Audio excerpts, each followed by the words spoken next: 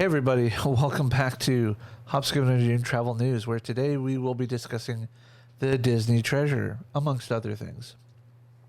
But before we get started, let's hit that intro.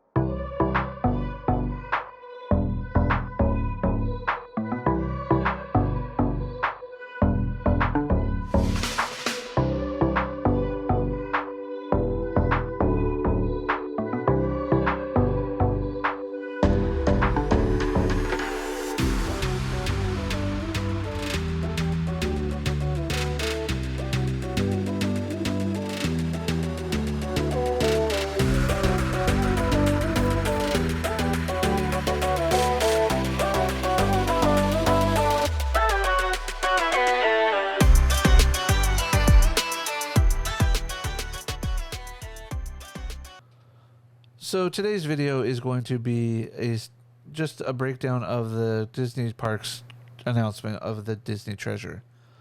Now, this was recorded, or this video was released on the 5th of September, which was a Tuesday, and I'm going over it today on September 9th.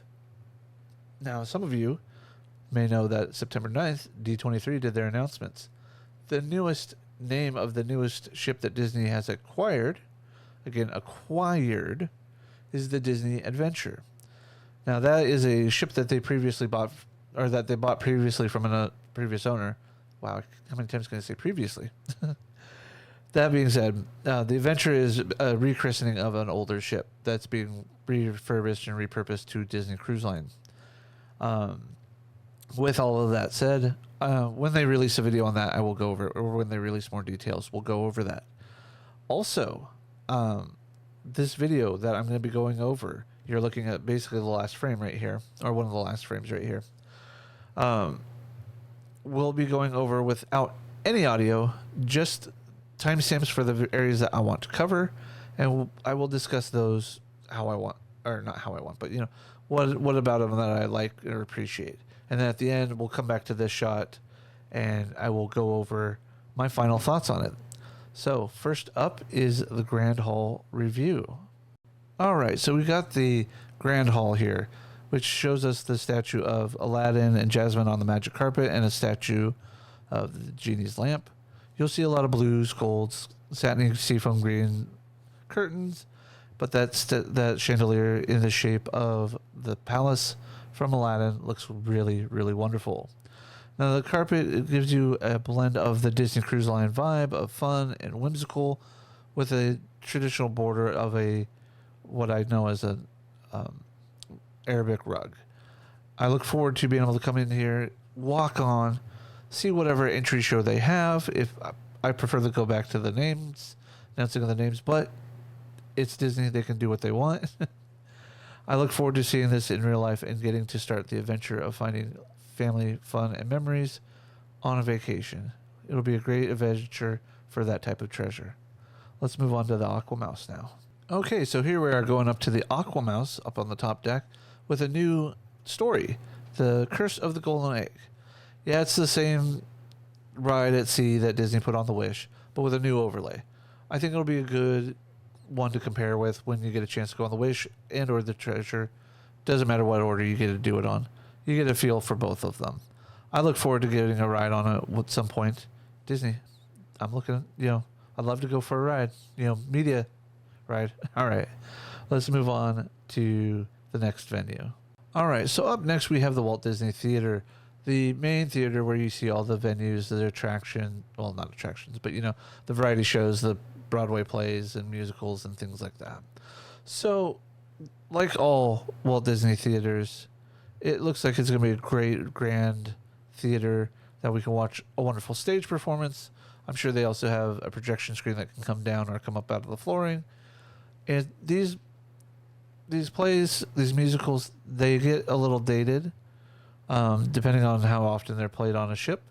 It looks like they might open up with Beauty and the Beast, but then as the video says later on, there is a new show coming. I wonder what the theme will be. We'll find out when the time arises. So with that, I want to skip over to the next thing. Oh, last thing I want to mention about this before we move on. They don't say anything about movie theaters, so it'll probably be similar to the Wishes, where it was Peter Pan and Alice in Wonderland themed smaller theaters, but they might theme them differently. We'll see. I hope to find out what's going on. But let's move on to the Skipper Canteen or Skipper Society and Periscope Pub. So next up we have the Skipper Society and the Periscope Pub. I keep wanting to call it Skipper's Canteen for some reason. It's probably just because it's a bar and it feels like it should be a restaurant, a place where you stop and get something to eat. I mean, it does look like it has snacks and some treats with the drinks, as you'll see here in just a few minutes. And I got to get better at the hand angles. I need to get better green screen option, but it is what it is. That being said, the video itself gives me the feel of this artist rendition, gives me the feel of being at a place like the League of Extraordinary Gentlemen, or that homie, like Phineas and Ferb when they're back in time or doing their version of Indiana Jones episode. This is that place where you meet just before you go on your expedition, or where you come back to remember the expedition. So like if you're doing an adults only Disney cruise and you go and do different things that are important, this is where you come back and meet up and share your adventures. And the same for the Periscope Pub, just more of a submarine theme. But the fact that, this presentation, I hope to see this, or I should say this, over, I would hope to see this presentation when I get on the ship. That being said, who knows? But it gives you that feel of coming back from an adventure. And the Periscope Pub gives you a little bit more of a darker look to life at sea. And what do I mean by that? Well, being themed after 20,000 Leagues Under the Sea and a submarine, yep, close to my heart because I'm a submariner. We have a bar or a pub that is themed after the ride, 20,000 Leagues Under the Sea, in the movie. Now, with the overhead here, like you could see right above him, you have the actual sea going over you. You have various portholes around here, too. You'll see him walk by one here just a second, right there. You'll see that, and you'll be like, oh, wow, that'd be cool to have, like, fish go by, like, not Finding Nemo fish, but, like, actual fish footage. That would be so cool to throw in there. I don't know if they're going to do that. I hope Disney thinks about it. Who knows? Maybe they'll see that somebody in the Imagineering group will see this and do it. But it would be fun to actually have that happen. But again, like a little darker side, but still a place you come back and regroup after an adventure. Let's move on to the suites. Okay, so up next, we're going to be talking about the 4 royal suites in the Tomorrow Terrace, or Tomorrow Tower. While I have the concierge going on behind me, I don't really want to focus on that. I want to focus on these 4 two-story suites. They look elegant, magnificent, as always, and they're named after 4 big cats. I believe the video only names 2, Raja and Bagheera, but I can imagine one being like maybe Shere Khan or something. But also we have the tower, the Tomorrow Tower, which just puts all this to shame, because it's the biggest suite, And I would love to maybe someday be able to afford to book this room for me and myself and my family, but also have it available for like a viewer cruise. Like if we're doing let's say we get big enough, we do our own viewer cruise. This is where I would want to do like a podcast hangout with you guys, or maybe a meet and greet, bring in some food from concierge, that type of stuff, and just have fun. Not saying we'll ever get to that point, but if we ever do, that'd be great. Now, let's move on to the kids clubs. So as always on Disney Cruise Lines, you have the kids clubs, the Oceaneer Club, which has your standard, character meet and greet area, the Avengers Academy. You have the Imagineering Lab, where you can build your own coasters, build your own projects, as well as the Fairy Tale Room, where you can get stories read to the kids, etc. But then we also have Vibe for the teens and Edge for the tweens, which is also wonderful, great for the kids, and hopefully they can make a lot of friends and have their own adventures away from the parents. That's ultimately the goal of these. So next up is my favorite part of this video, the dining. All right, now we're on to our favorite type of food, at least for me, Mexican food at the Plaza de Coco. Themed after the Coco restaurant, this is replacing the Arendelle restaurant in the Disney Wish. So I like the feel of the mariachi group, the feel of being in a Mexican plaza. I've never been to Mexico, so this is really just like letting my imagination run wild with how it will feel. I don't know if it'll actually be authentic, like truly authentic, because I haven't been. Eventually, I'll get to go. I want to actually experience that. Maybe I'll take a trip to Mexico and experience some local stuff. But talking about dining here, they're doing the Avengers, the World of Marvel, the Avengers restaurant again. They don't tell us what we're doing for the other main dining room, so I'll go into the speculation on that later.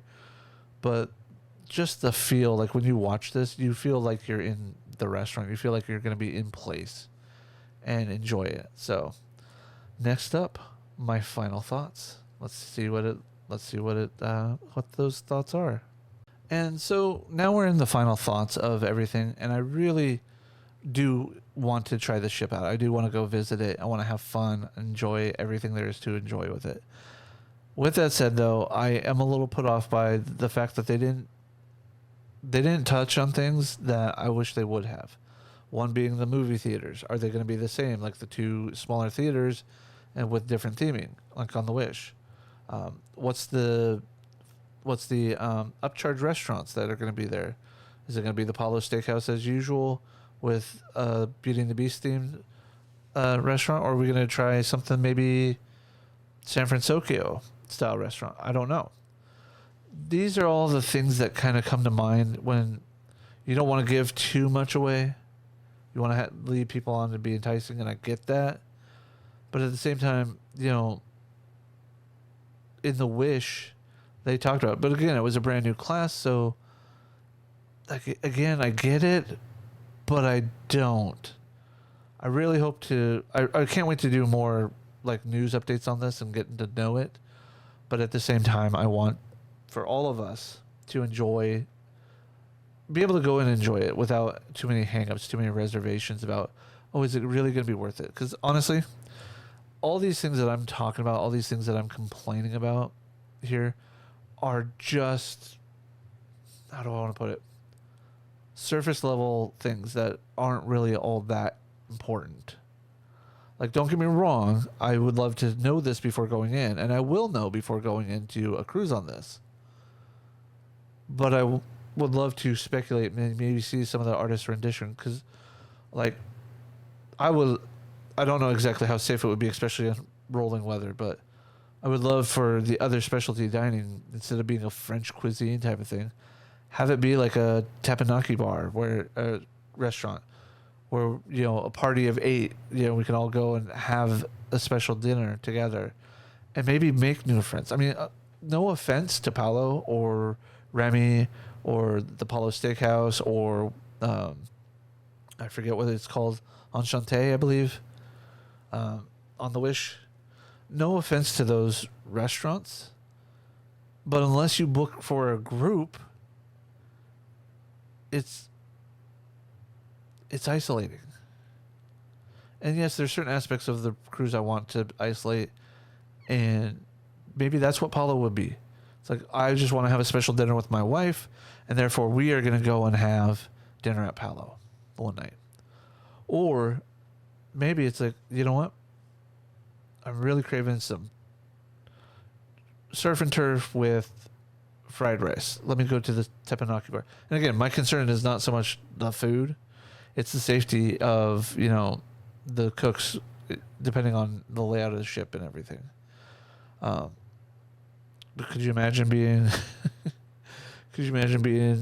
near the Disney treasure with a teppanyaki grill going off you're on another cruise ship and you're just sitting out on the deck and you go, I smell fried rice and teriyaki. And, that would be fun. I won't expect, like all the cool tricks that you can get at like on land where, they're trying to toss food into your mouth and things like that, because you'll still want it to be a little bit more upscale. But maybe this could be a specialty dining that is not just adults only. This could also be something that could be family fun. But if you do make it adults only, it could be a little more fun for the adults too that way. Something that's special for them. Overall, I'm excited. Overall, I'm looking forward to this, and I really wanted to experience it. I don't know if I said it in the intro, so I'm going to repeat it here again. If, and this is a big if, if you want to go on this cruise, the inaugural cruise, be prepared to pay up the wazoo. The inaugural cruise dates that I've been told as of today, September 9th, is December 21st, 2024, for a 7-night Eastern Caribbean, I believe, which means that's going to put you on a holidays on the high sea or a maritime cruise, whatever you want to call it. You're going to be spending Christmas on the cruise. Those are already premium cruises. Then you add on the fact that it's the inaugural sailing. That's going to cost you a fortune. I'm not saying they should push it back. I'm not saying they should pull it forward. I'm just saying that be prepared to spend money. That's all I'm trying to say here.